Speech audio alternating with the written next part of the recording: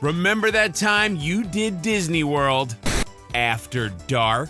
We're talking about Disney Nightlife. Please don't talk about love tonight. Please don't talk about a sweet love, please. I'm gonna give you one look at my outfit and you tell me if I am much of a nightlife person. Here's the thing, I'm not really a club person. I don't want people dancing up on me. Like, get away from me. I don't want people sweating on me. My night is much better spent, you know, with like a glass of wine and perhaps some Ted Lasso. I want some action. I want to live. If I am left to my own devices, I am going to drive to Disney Springs and buy myself a Dole Whip and then go immediately home and sit on my couch and watch YouTube for several hours. Well, I am Mr. Nightlife. I am Mr. Nightlife, so yes, that's me. When my wife and I were on Broadway, you went out, you finished the show at 11 o'clock, you go out at night. You're all charged up and you're adrenaline and you have dinner at 11:30 at night. I mean, maybe that's what you're doing right now. Maybe what I just said is literally, well, you maybe don't have the Dole Whip, but maybe you have ice cream. And maybe like what I said is what you're doing and I'm the YouTube. Yes, I look like your grandmother's couch, and I am here to tell you about the nightlife of Disney World. Why? I love the nightlife. I love to boogie here at Disney World. Ding, ding, ding, ding, ding. Now, why all of a sudden I'm starting this? They pull out the leaf blower. What I love about Disney Springs Nightlife now is that you just sort of happen upon the nightlife. It's not like pay $10 to get into Pleasure Island and go to a dance club and make a commitment. Like Pleasure Island was made for nightlife, and now there's like Disney Springs, which is I think mostly made for shopping and food. It's going to the movies nightlife. It's going bowling nightlife, because those are things you could do. Raglan Road gets pretty exciting. We are really stretching the definition of a nightlife offering, all right? Raglan Road is what you want to talk about? Someone's got to take a break and enjoy the nightlife. The Edison is a kind of steampunk style bar. And steampunk I thought was an aesthetic that we let go of. Thank you so much and goodbye. I think we said that in 2014. It has really, really great drinks. Like, it made me feel like I was Gadsby partying at Disney World. To industry, my good lad.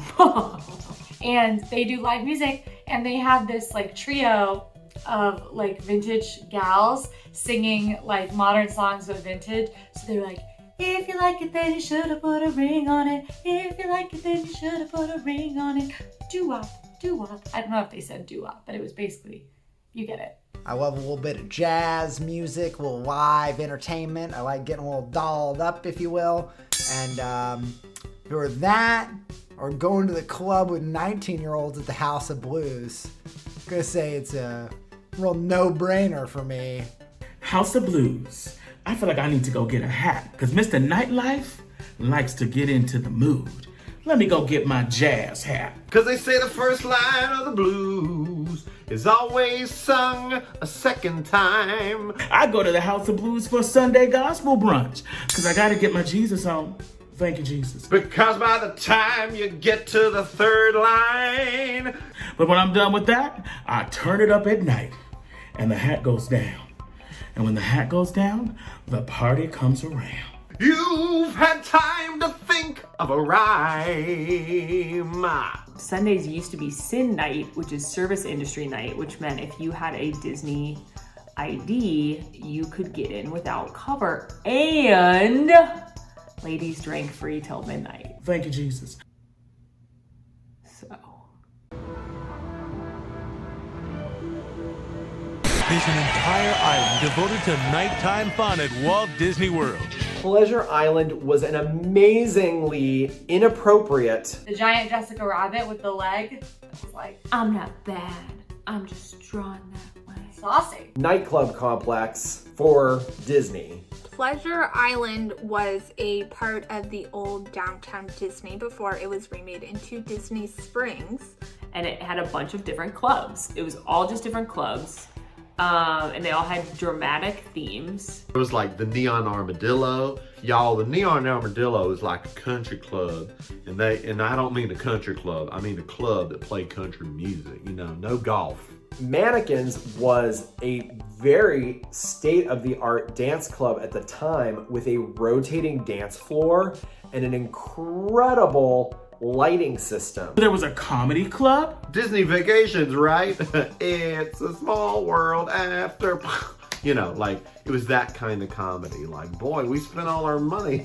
Don't forget your drink's $11. The most famous of which was the Adventurers Club. The Adventurers Club is still talked about today, and it was a club that was themed after a 1930s style British exploration club. Cool Disney lore behind it, and it connects to Indiana Jones and the Jungle Cruise and all kinds of stuff. All of these interconnected explorer sort of backstory attractions and rides throughout Disney parks around the world that all originate back to sort of the story of the Adventurers Club that was at Pleasure Island. Adventurers Club was such an icon of Disney history, of Walt Disney World history.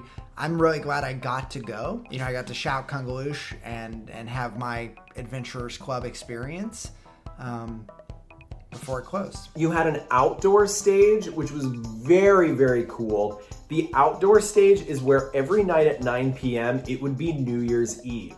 Oh, the New Year's every night. So, because New Year's Eve is usually known as a fantastic party. New Year's Eve isn't that fun, right? Like, has anyone ever had a really good time at New Year's Eve? Wait, that's a lie. I had a really great time like a couple years ago at New Year's Eve because we went to SeaWorld and I made all my friends go on the shark tunnel and it was awesome. I just remember seeing this on Family Matters. I was watching Family Matters and Laura and Stefan Arkell were dancing in the big club and it started to count down and they kissed. And I was like, I need to go there.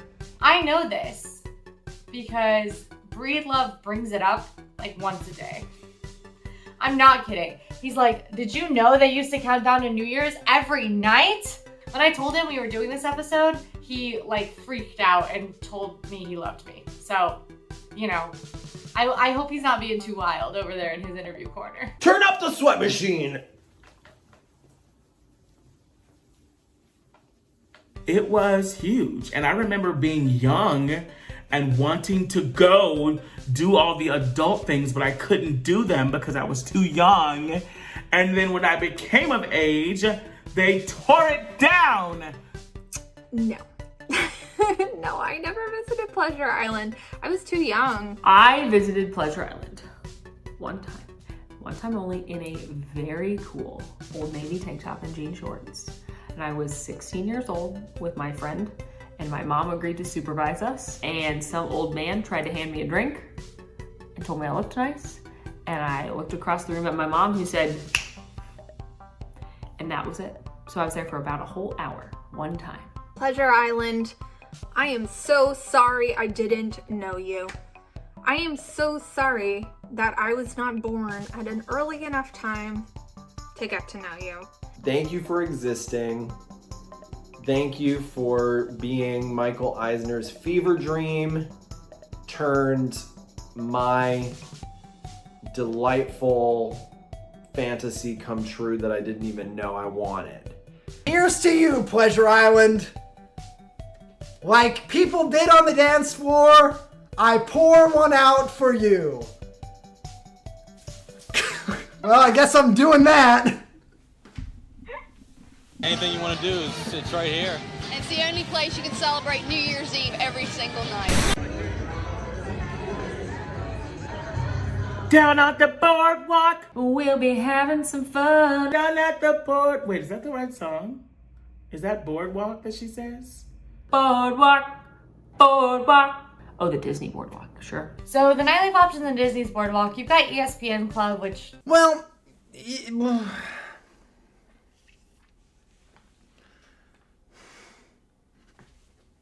got the shakes. You can have yourself a nice cut. It's just a restaurant. We're not talking about ESPN Club. Okay. I'm going to mention it because, like, you can probably eat there pretty late and get a beverage and watch the West Coast college football game on a Saturday that's on until midnight or 1 a.m. your time. But, like, okay, that's over there. The Abracadabra Bar, okay? It's another bar that is themed after, like, old-timey musicians and close-up magic, and you walk in and you feel like you're like in this exclusive like magic club, like, oh, okay, Henry Houdini, okay, Siegfried and Roy. The two real nightlife options are Jellyrolls, which is a dueling piano bar, and Atlantic Dance Hall, which is, as far as I can tell, a large empty building that they forget to lock at night. Okay, David Blaine. Okay, Chris Angel. Now for me, Jellyrolls, my bang for the buck. It's awesome. It's like 10 or 15 bucks to get in, but it's awesome. They're two amazing performers in there. Jellyrolls is a dueling piano bar, Which means there are two pianists and they duel to the death. where they have two pianos up there, and then they alternate between 4 different musicians every night, and they play songs upon request. So when you want to hear a certain song, you write it down on a napkin, slip them a couple bucks, you know what I mean? And give it to them and put it on their piano, and then they'll play a bunch of music. It is the peak of boardwalk nightlife for me. It's also definitely my speed. I'm not much of the like going out for the you know, but hang out with some friends, listen to some good tunes. That's always good times. Atlantic Dance Hall. Let's go. If you would like a really big dance floor to yourself, go enjoy Atlantic Dance Hall. No one goes there. I went the other night. There weren't many people on the dance floor, but the people that were there, they were quality people. Did I dance? No, I didn't. I sat in the corner like a creep, filming people with my camera for RTT purposes only. And usually after an evening at Epcot, when you're just like having fun at Epcot, you're like, let's not stop the party, let's go to ADH, baby! And then you go to AGH, and there's like 6 people there, plus you and your friends, and you just dance the night away. And then you're like, DJ, can you play Michael Jackson? Do you have the Harry Potter audiobooks? Do you have the Jaws theme song? Just Michael Jackson. That'll work. Really? Really? Of all the whole Michael Jackson collection, you're going with Ben? All right. Show your best dance moves. Seriously? Quincy? This is such a Quincy thing. As Mr. Nightlife, I feel like it's my responsibility to give y'all tips on how to get your life, okay? So we're gonna start with the everybody can do dance.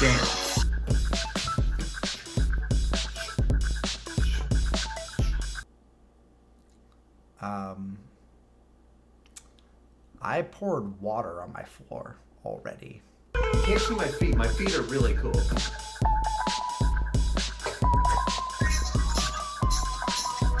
And you have to look at it, okay? You have to look back at it to make sure that you're doing it right. If you don't look back at it, you ain't doing it right.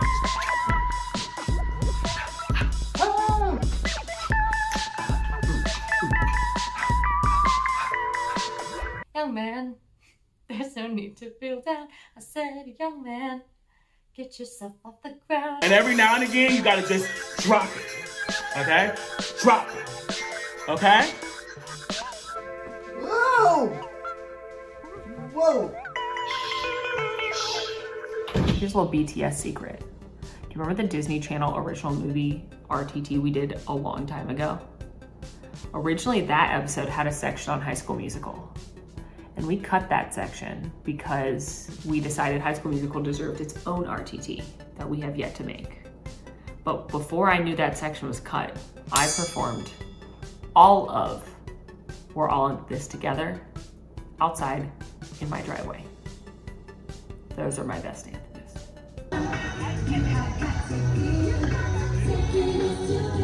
Oh yeah!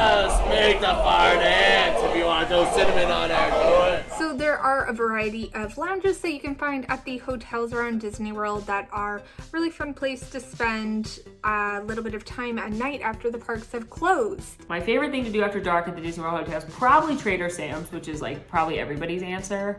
I really like Trader Sam's. Who doesn't?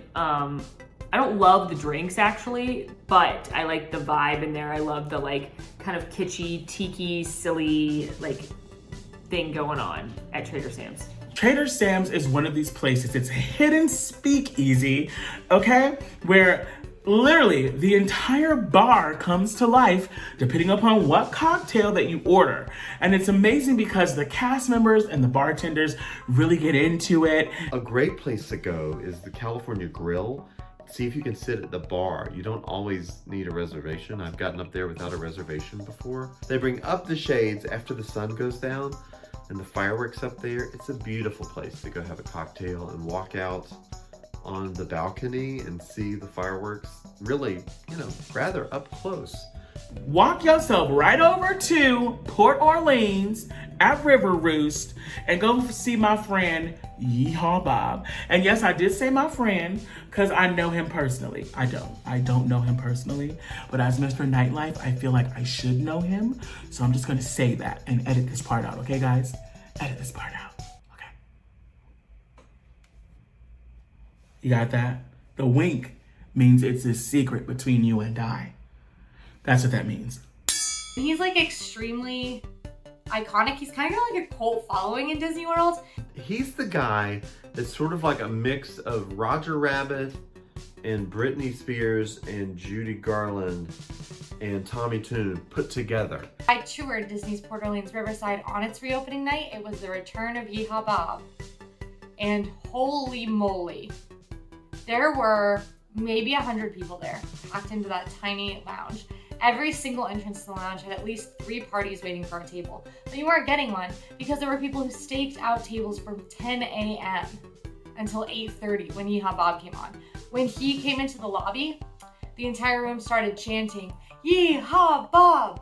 Yeeha Bob! Yeeha Bob!" So yeah, me and Yeeha Bob, well, we grew up together. We did. I've known him for forever, it seems like. I gave him that name. We were at Outback Steakhouse. It was a raucous return. And I could barely hear him in River Roost because of how rowdy everyone was being when he started playing. So he ate them beans and he said, "Woo! Yeah, them some good beans." I said, "You know what, Bob? You always yeehaw. I'm gonna call you Yeeha Bob." And I guess it stuck. All these years later, I guess it stuck. People love Yeeha Bob. I thought he was very talented. I wish I could have heard him more, but yeah, wow. That was a shockingly aggressive evening that I wasn't prepared for. And so I was like, oh, I'll get a nice dinner. I'll get a nice lounge dinner at Roost and then watch Yeeha Bob when he comes on. No, how was I gonna do that when there was literally not a single seat in the entire lounge? It was wild. Would you rather have a night out or a night in? Night in! Always. I'm boring. I'm a boring boomer boy.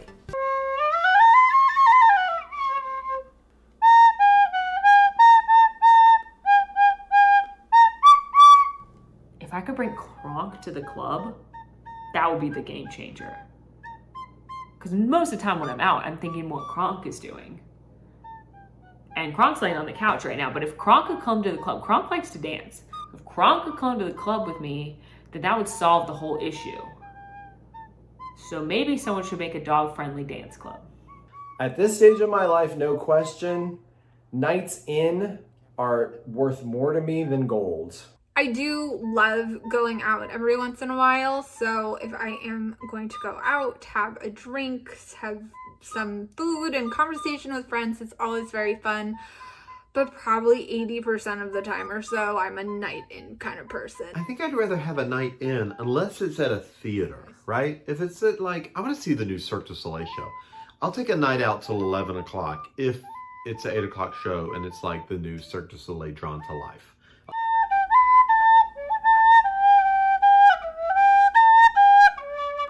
Overall, I think nightlife in Walt Disney World was impeccable for an era when Pleasure Island existed. You could not beat it. Disney has a lot of great options for nightlife, but they could do better. Build upon the successes that you had previously. Going to Wine Bar George till they close and having some incredible cocktails and macaroni and cheese bites and cheese on fire, that to me is a good night. I don't need to go to the club. I'm gonna be honest, I appreciate the effort for nightlife at Disney World, but I'm a rope dropper and a Disney dasher. When I'm at Disney, usually I am all about waking my family up when it's still dark outside to get there half an hour before the park opens. So you're not gonna find me at Jellyrolls or the Atlantic Dance Hall or, you know, Mannequins in the 90s.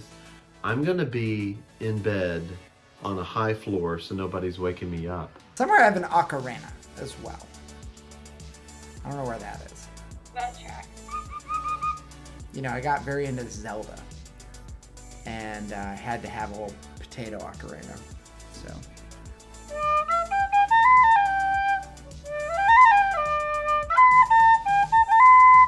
Hey everybody, it's Molly. Thanks for boogieing on down with us with this week's RTT. Please make sure to like and subscribe and ring that notification bell so you never miss an episode. But if you want more RTT right now, click over here for a playlist of our favorite historical episodes. And if you want more All Ears, click over here for a video of the best of the holidays at Walt Disney World. Thanks for watching.